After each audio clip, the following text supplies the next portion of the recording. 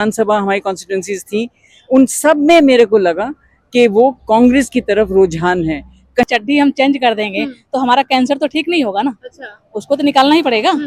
अगर कैंसर कहीं है तो उसको या तो निकाल दो या तो जिंदगी खत्म कर दो, ठीक है ना। तो ये सरकार को जब तक हम निकालेंगे नहीं हरियाणा से, या हरियाणा वाले लोग जो लड़ाई लड़ रहे हैं, आज कांग्रेस नहीं लड़ रही है, वहाँ की जनता लड़ रही है कांग्रेस को जिताने के लिए। यहाँ तक कि वहाँ भी जब हम प्रचार कर रहे थे, हमें लोग कह रहे थे कि विनेश फोगाट के साथ बहुत जुल्म हुआ है, बहुत देर है कि वो काम नहीं हुआ था, तो इन्हें लगा कि शायद सैनी साहब आएंगे तो कम से कम सैनी कम्युनिटी में तो प्रभाव पड़ेगा और ये कुछ 6 महीने में कोई चमत्कार कर लेंगे। ऐसा तो नहीं हुआ। हमें तो जी स्पष्ट बहुमत मिल रहा है, तो हमें समर्थन की तो जरूरत नहीं है। लेस्ट है कि नफरत नहीं मोहब्बत पे चलेंगे। महंगाई कहाँ है, 5 गुना बढ़ गई है। जब मोदी आए थे 400 का सिलेंडर था, आज 1100 का सिलेंडर है, ठीक है। जब तक भाजपाई नहीं समझेंगे कि झूठ की राजनीति देर तक और दूर तक नहीं जाती, होंगे दीपेंद्र हुड्डा बने। क्योंकि दीपेंद्र यंग है, युवा है। नमस्कार, मैं पूनम और आप देखना शुरू कर चुके हैं डिजिटल न्यूज नेटवर्क। आपको बता दें, हरियाणा में इस वक्त मतदान चल रहे हैं। 36.69 तक मतदान हो चुके हैं और अभी होने बाकी है।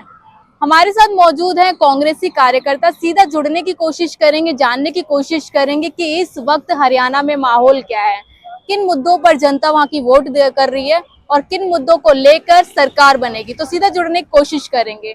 मैम, सबसे पहले ये बताइए, हरियाणा में आप कैंपेनिंग करने गई, क्या लग रहा है, माहौल किसकी तरफ है? मेरे को स्पष्ट माहौल हमारी कांग्रेस की तरफ लगा है और इसमें कोई वो नहीं है कि क्योंकि मैं कांग्रेस की समर्थक हूँ या मैं बहुत, मेरा पैदाइश ही कांग्रेस में है। मेरे दादा दादी नाना नानी स्वतंत्र सेनानी रहे, तो वो परिवार ही मेरा कांग्रेसी है, ऐसी बात नहीं है। कांग्रेस में मेरे को बहुत समय, बहुत वक्त हो गया, फिर भी इस बार बिल्कुल मैं जहाँ भी जाती हूँ प्रचार में निष्पक्ष जाती हूँ, देखती हूँ जमीनी असलियत क्या है, ताकि मैं भी आके पार्टी को बता सकूं कि हमारी कमजोरी है अगर किसी उसमें कॉन्स्टिट्यूंसी में, तो हमें उसको दूर करना चाहिए। तो मेरे को वहाँ हर जगह, हर गांव में, हर क्षेत्र में, जितना जो भी विधानसभा हमारी कॉन्स्टिट्यूंसीज थी, उन सब में मेरे को लगा कि वो कांग्रेस की तरफ रुझान है। कहीं पे हमारे कैंडिडेट्स काफ़ी अहंकार में बैठे हुए थे, उनको मैंने बात करी, मैंने कहा देखिए ये जो पब्लिक है ना, ये मुंह पे आपको नहीं बोलेगी जैसे मैं आपको मुंह पे बोल रही हूँ। ये लोग खामोश रहेंगे लेकिन ये नोट करेंगे कि आप में थोड़ा सा घमंड दिख रहा है, कि आप सोच रहे हैं कि हम जीते हुए हैं। जब तक वोट ना पड़े और उसका नतीजा ना निकले, कोई ना जीत है ना हार है, ये सब एक स्पेकुलेशन माना जाता है। तो आप लोग नम्रता में ही रहें, वो आपके लिए अच्छा रहेगा, हमारी पार्टी के लिए भी अच्छा रहेगा। मैम, जिस तरीके से आप कह रहे हैं कि कांग्रेस का रुझान है, क्या मुद्दे होंगे, वहाँ की जनता किन मुद्दों को लेकर कांग्रेस को चुनेगी? अच्छा, ये भी मैं आपको बताऊं कि जनरल मुद्दे जो हैं पूरे हरियाणा के, वो बिल्कुल बेरोजगारी भी है और वहाँ पे युवाओं के लिए कोई, उनको एक भविष्य नहीं नजर आ रहा। महिलाओं की सुरक्षा नहीं वहाँ पे ठीक से मिल रही। हमारे जो ये महिलाएं आई थी, ये जो हमारी पहलवान थी, उनके लिए मोदी एक बार भी नहीं गए उनके समर्थन में, या उनके बारे में उन्होंने बोला नहीं। यहाँ तक कि वहाँ भी जब हम प्रचार कर रहे थे, हमें लोग कह रहे थे कि विनेश फोगाट के साथ बहुत जुल्म हुआ है, बहुत नाइंसाफ़ी हुई है और शायद इन लोगों ने खुद ही उनका वहाँ मेडल ना जीत पाना में कुछ षड्यंत्र रचा है। अब उसका कौन वो पुष्टिकरण करेगा, कौन उसको वेरीफाई कर सकता है, मैं नहीं कह सकती हूँ। लेकिन उन लोगों से सुनने में तकलीफ ज़रूर हुई कि अगर ऐसा है, हम इतने लो स्टूप कर चुके हैं कि हम बदले की भावना से चल रहे हैं, ये थोड़ी बात बुरी है। दूसरा मुद्दा मुझे वहाँ लगा है कि जो हमारे बुजुर्ग हैं, उनके लिए भी कोई इतने अच्छे वहाँ पे साधन नहीं हैं उनके लिए, और हमारे बच्चों के लिए स्कूल नहीं है, कॉलेज नहीं है, वहाँ पे हॉस्पिटल नहीं है, वहाँ पे इंजीनियरिंग कॉलेजेस की कमी है।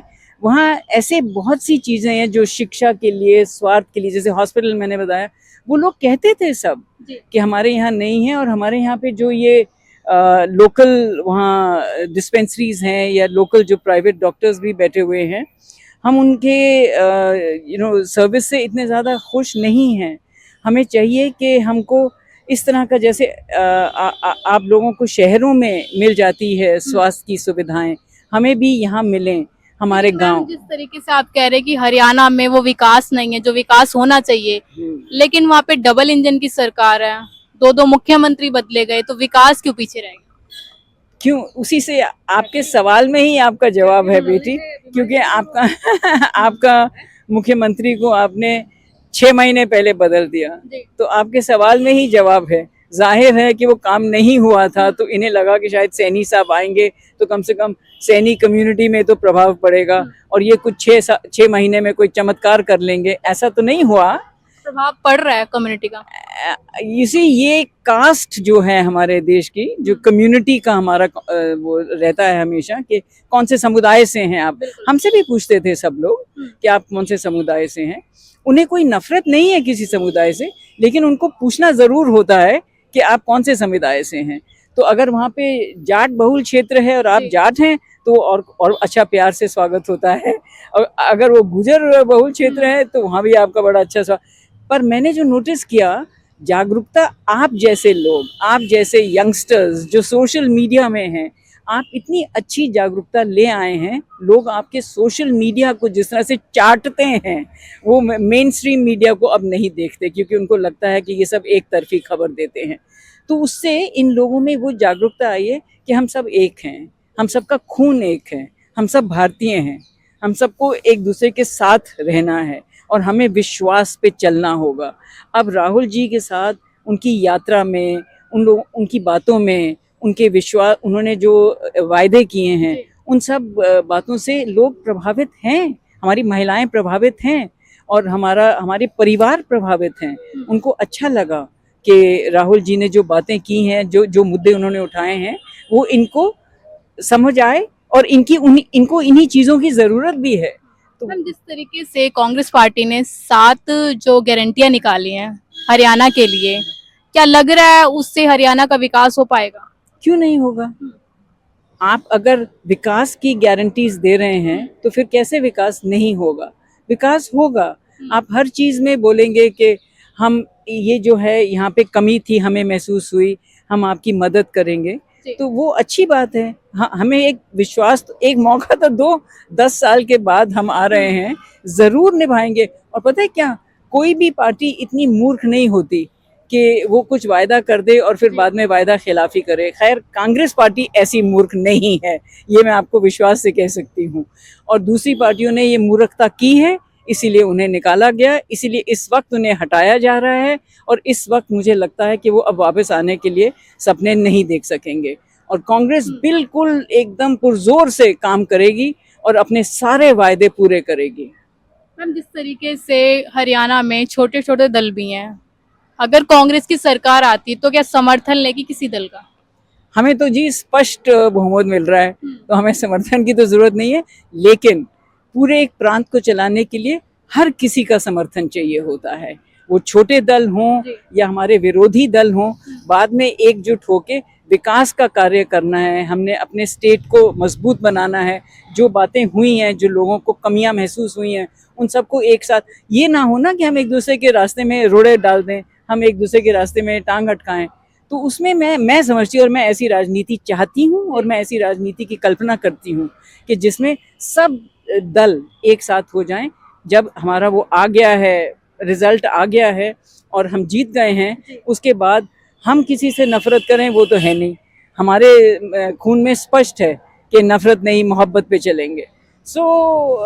मैं समझती हूँ कि ये जो दल हैं, इनको जबरदस्ती खड़ा किया जा रहा है, ये छोटे मोटे दलों को।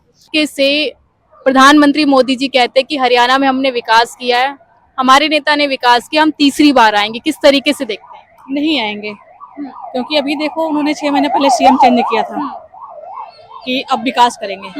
खट्टर जी ने 10 साल थे, उन्होंने विकास नहीं किया। और अब ये 6 महीना के बाद अगर चड्डी हम चेंज कर देंगे तो हमारा कैंसर तो ठीक नहीं होगा ना। अच्छा। उसको तो निकालना ही पड़ेगा। अगर कैंसर कहीं है तो उसको या तो निकाल दो या तो जिंदगी खत्म कर दो, ठीक है ना। तो ये सरकार को जब तक हम निकालेंगे नहीं हरियाणा से, या हरियाणा वाले लोग जो लड़ाई लड़ रहे हैं, आज कांग्रेस नहीं लड़ रही है, वहाँ की जनता लड़ रही है कांग्रेस को जिताने के लिए। लेकिन कहा यह जाता है कि मोदी है तो मुमकिन है चीजें। अब नहीं है, पहले था वो हवा था, अब हवा खत्म। अब हवा खत्म है। देखो मोदी ने कहा था कि हम जीतेंगे तो जीएसटी नहीं लगाएंगे, हम जीतेंगे तो टैक्स नहीं देना पड़ेगा, हम जीतेंगे तो महंगाई कम करेंगे। ठीक है, आज महंगाई कहाँ है, 5 गुना बढ़ गई है। जब मोदी आए थे 400 का सिलेंडर था, आज 1100 का सिलेंडर है। ठीक है, कहते हैं कि अगर महंगाई बढ़ी है तो तनख्वाह भी दुगनी हुई है लोगों की। बढ़ी है तनख्वाह, मीडियम आदमी के छोटे मोटे बिजनेस खत्म हो गया है। मोदी ने खुद कहा था कि हम 40 करोड़ कंपनियों में ताला लगा दिए हैं। कहते खुद का व्यवसाय कर लो। खुद का व्यवसाय क्या करोगे, चाय बेचो।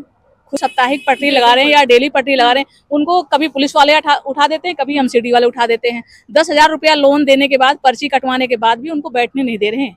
अच्छा मैम, जिस तरीके से हरियाणा में अभी मतदान हो रहा है, क्या लग रहा है पूरा माहौल किसकी तरफ है? पूरा कांग्रेस का है। वहाँ पे जो लड़ाई है बीजेपी आम आदमी पार्टी और नहीं। कांग्रेस में या दो ही में है, बीजेपी और कांग्रेस में। वहाँ आम आदमी पार्टी में आम आदमी पार्टी कोई निर्दलीय नहीं, कोई कुछ नहीं, सिर्फ दो ही में टक्कर है। वहाँ की जनता जो चाह रही है कि हम दो ही का टक्कर है हमारा, कि बीजेपी और कांग्रेस।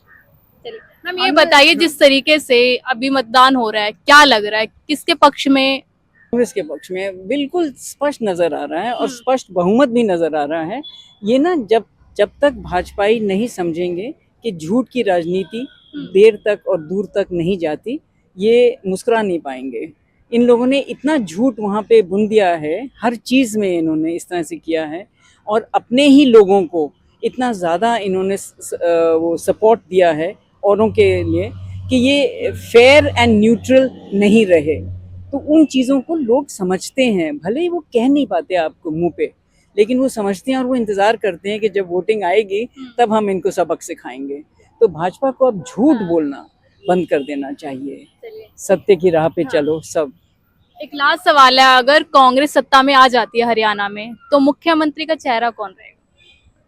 वो जो हाईकमान चाहेगा, जो वहाँ पे चला सकता है, उसको बनाया जाएगा। ऐसा नहीं है हम मोदी की तरह हम किसी को चेहरा वो कर दें। वो तो हाईकमान के ऊपर है कि वहाँ पे चेहरा कौन बनेगा, मुख्यमंत्री लायक है। मैं अगर मुझसे कोई पूछे, हाँ जी, मैं चाहूंगी दीपेंद्र हुड्डा बने। अच्छा। क्योंकि दीपेंद्र यंग है, युवा है, बहुत समझदार है। मैंने उनको अमेरिका में भी देखा था जब वो पिछले साल आए थे।